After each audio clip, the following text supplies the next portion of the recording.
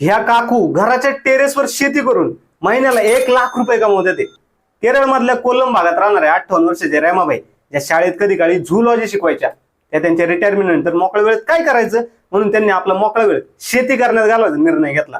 पण शेतात न जाता मग ते कसं शक्य आहे? तर रेमाबाई यांच्या पोराने एकदा त्यांना ड्रॅगन फ्रूट बद्दल सांगितलं की कसं हे फळ डोळ्यांसाठी, शरीरातलं कोलेस्ट्रॉल कमी करण्यासाठी फायदेशीर आहे. ड्रॅगन फ्रूट मातीशिवाय वाढवणं शक्य नाहीये हे माहिती असताना सुद्धा त्यांनी मातीशिवाय ड्रॅगन फ्रूट उगवण्याचं चॅलेंज घेतलं.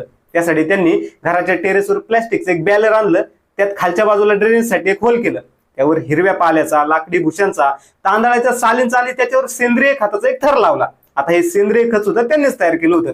ते कसं? तर सुकलेला पाला, वाया गेलेला भाजीपाला, मासे, कोळंबीची साल, खेकड्यांच्या कवचांसारख्या नैसर्गिक घटकांचं मिश्रण करून त्यांनी सेंद्रिय खत तयार केलं. ह्या फोटोमध्ये त्यांच्या सेंद्रिय खताची रेसिपी दिलेली आहे. अशा 50 मोठ्या प्लॅस्टिकच्या बॅलरमध्ये प्रत्येकी 2 अशी टोटल 100 रोपं ते वाढवतात, ज्यातून त्या महिन्याला 500 किलो फळं काढतात.